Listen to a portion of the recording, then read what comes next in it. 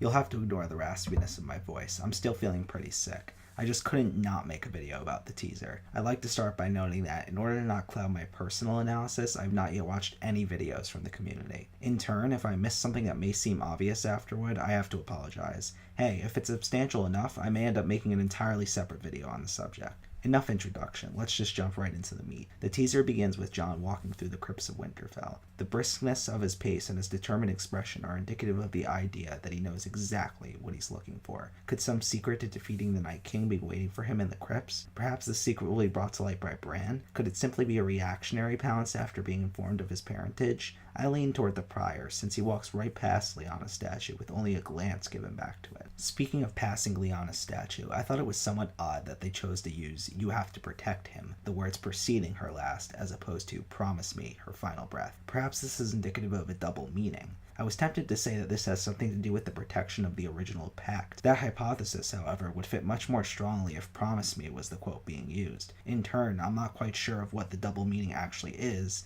but I know it's there. I'll get back to Jon and the White Walkers in just a minute. The next Stark to appear is Sansa, her gaze lingering on the statue of her mother Catelyn. Perhaps this glare is indicative of her focus, protecting the best interests of her family at all costs. Will this put her at odds with Jon upon the arrival of Daenerys, or will she set aside her differences in face of the greater enemy ahead? We'll just have to wait and see. More important is the quote chosen for Catelyn's statue. "All this horror that has come to my family, all because I couldn't love a motherless child." This quote is correlating the blame of harm to the Starks with Jon. Perhaps this is indicative of the harm yet to come to the Stark family at the hands of the Night King at the fault of Jon. That's right, this could be inferring that the birth of Jon is somehow correlated to the return and subsequent southern march of the White Walkers. This would make the most sense if Jon is Azor Ahai, the bane of the White Walkers reborn. I encourage you to watch my video on how Game of Thrones will end for more information on this theory. Eventually, the three Starks converge on three statues depicting themselves. While the statues of Sansa and Arya match their current ages, the statue of Jon looks surprisingly old. The initial temptation is that this infers the deaths of Arya and Sansa in this season, leaving Jon and perhaps Bran as the sole survivors of the family. However, this seems too obvious of symbolism to give away in a teaser trailer. It must mean something else. Could it be that Jon is better remembered in history than the other two, so his legacy will live on longer? Could it be that Jon becomes a White Walker, or perhaps the next Night's King, leaving him immortal and his family to die? We simply have too little information to make any conclusions. Suddenly, a pale, icy mist creeps its way into the crypts, clearly indicative of the arrival of the White Walkers at Winterfell. I believe that the first major battle of the season will be for Winterfell, followed by either the God's Eye or King's Landing. However, there's much more to this than first meets the eye. The mist creeps its way past the statues of dead Starks that line the walls of the crypts. In my opinion, this gives rise to the prominent theory that the past Starks will be reanimated by the White Walkers, forcing Jon and company to fight their ancestors and to some their parents.